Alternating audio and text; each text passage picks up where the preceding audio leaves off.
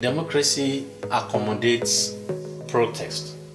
It's like when you look at political participation as a spectrum, you have on the extreme side a political public that may not be necessarily be interested in what the state does, even though it will be difficult for them not to be affected or impacted by what the state does.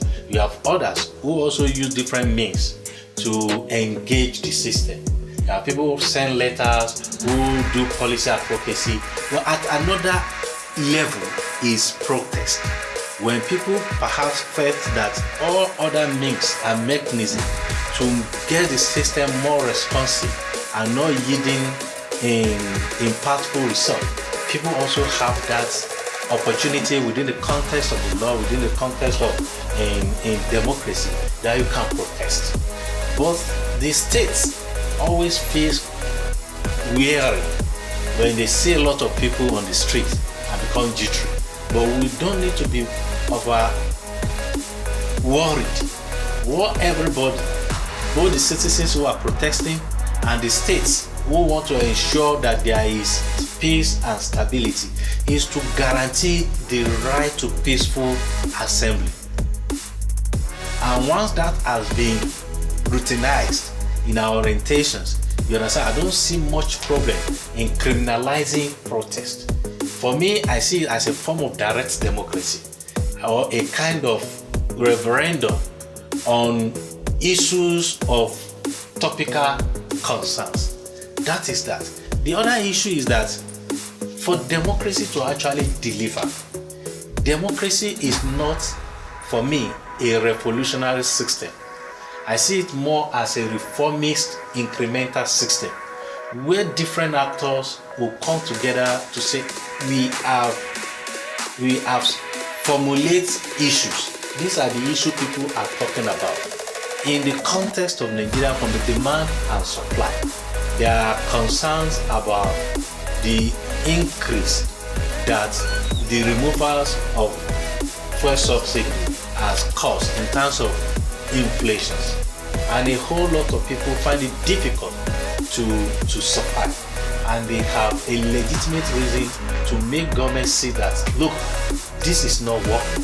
If you have a policy that perhaps you have noble intentions, but if it's not properly formulated, it may also impact on ability to implement it. When you now have this mixed together, the poor formulations and the poor implementations, the outcome is predictable. It will increase the level of trust that the people, or the even social distancing between the states and the people, between the government and the people, because people will legitimately feel that their wishes and concerns are not properly annexed and put to reflect in the public policy. But do you think the outcome of the protest was able to build trust? Because we could see from feedbacks and in the news how a lot of people who came out to protest were attacked. We saw how journalists, how people who were reporting were also being manhandled and all of that. So has that been able to even pass the message across to the relevant authorities, and should that even be the step in the right direction? I think what I've read or observed is the fact that following the presidential speech, many people felt that some of the real issues were not addressed. Then government also raised the concerns that perhaps substantive elements are trying to also hijack the protest, particularly the hoisting of foreign flags in some parts of the country. That in itself should be a lesson learned for all the actors.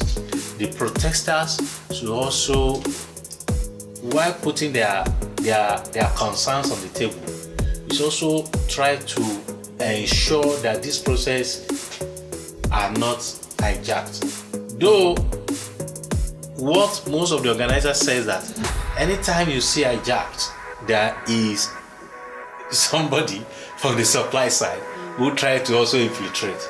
You understand? It's like your word and my own word. But what is important that I've seen as a lesson learned for both sides, the law enforcement agency who are there to also ensure that this thing goes peacefully. We've seen protests elsewhere.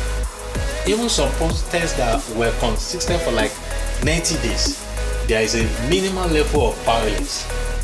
Where is it that all the protests that we've had over the years in the country, you understand, is always hijacked, particularly mass protests like this, meaning that we all need to learn lessons. The organizers of the protest must also organize effectively, know what time to move, what time to withdraw, what time to negotiate, what time to stay on the field. You understand? These are some of the lessons that each parties must also have. But we must also understand that whatever protest that we want to do should not delegitimize the entire process. The government must also not delegitimize the protest. There must be a point of convergence between the two sides, both the government and the citizen, because at the end of the day, it is about the people. The government are the representative of the people, and the people felt that the actions of the government have not really enabled them to live a good quality life. Government must listen, meaning that perhaps government also need to talk more. You cannot be in an emergency situation and relax back. You must have a kind of crisis communication system to engage the public.